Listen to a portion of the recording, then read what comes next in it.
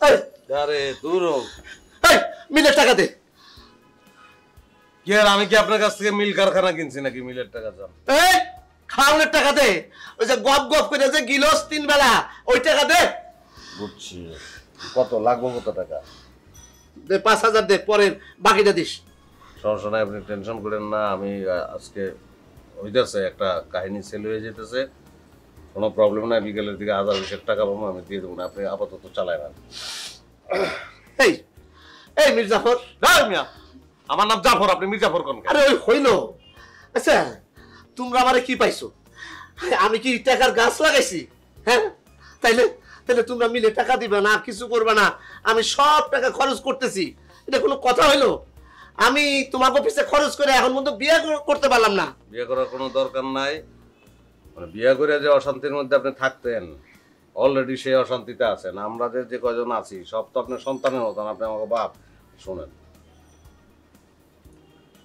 একটা ধারাবাহিক নাটকে পর্ব লিখলে মিনিমাম 10,000 টাকা করে পাওয়া যায়। ডেইলি যদি 10 পর্ব লিখি তাহলে পাওয়া যাবে 1 লাখ টাকা। 30 দিন লিখলে 30 লাখ টাকা। তা আমি তো 30 দিন কাজ করবো না। 30 দিন কি মাসে কাজ করতে পারে? হ্যাঁ সেটাই, কাজ করবো 20 দিন, 20 লাখ টাকা। এখন আপনি বিয়া কয়টা করবেন এটা আমার এখন? ধর বিয়া, টাকা দাও, মিলের টাকা দাও, বিয়া করা লাগবে না, তুমি টাকা দাও। দিতেছি। আপনি আমার চশমাটা দেন আমার, এই যে আপনার পিছনে টেবিলের উপর দাও। দাও, আমি দাও, টাকা দাও। ভাই আছে, এক্সট্রা ব্রাশ আছে আপনার কাছে? কিসের ব্রাশ? দাঁত মাজার ব্রাশ। আমি কি ব্রাশের ব্যবসা করি নাকি? তোমার ব্রাশও নাই?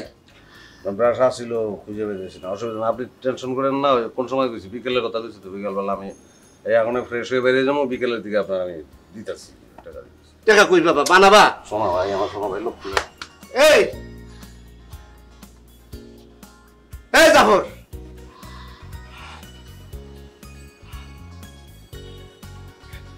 মিছা কথা, টাকা দিব না জানি তো। ভাবি পহরটার দাম 1 টাকা,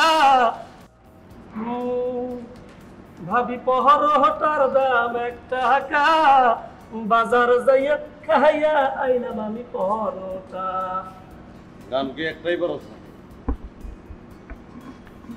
ইস, আপটা নাকি আইয়া লই 12টার 1 সেকেন্ড পর আহেন, বুঝো মানে মুই কিডা। ওর পাওয়ার সম্বন্ধে মনে আপনি তো বুঝতে পারেন নাই। ওই নাম এইবারের গার্জিয়ান, ওর সামনে লইয়া খালি একটা ভাব দেয়, বুঝি একটা শিক্ষা দেওয়া নেই লাগে।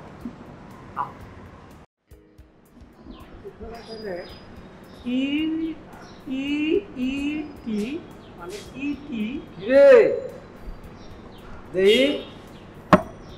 ওরে বাপ রে বাপ, ইংরেজি ব্যবহার করতেছস নাকি? ভাই সবই আপনাদের দোয়া।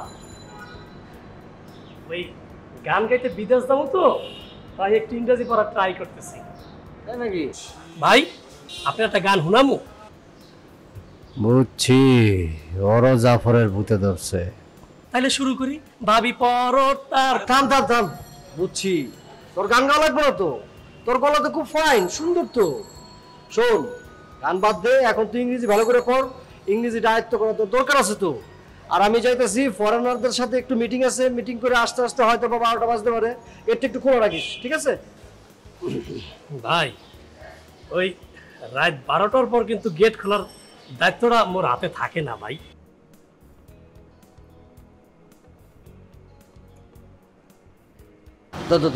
ভাই কি দরকার ছিল ভাই? না ভাই, মানে আপনার সাথে কি আমার টাকার সম্পর্ক নাই।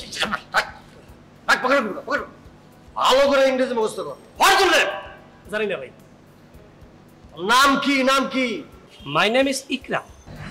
একটু পারস? হ্যাঁ ভাই বিষয়টা হলো কি, ওই আমি নিজে কইতে পারি কিন্তু মাইসে কইলে না মানে একটু বুঝি না আর কি। বুকের মধ্যে সাহস রাখ, ধাম্মা ধাম্মা দেবে ইংরেজি।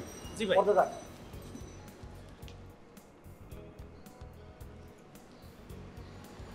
SPELL SPELL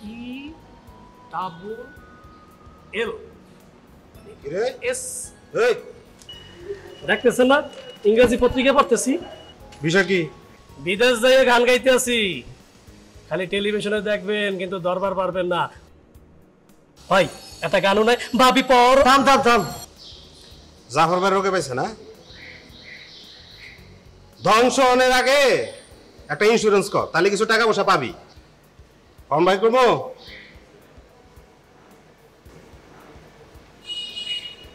বুঝছি, কপালে ধ্বংসই আছে। উনি আছে গেলে ইন্স্যুরেন্স লইয়া।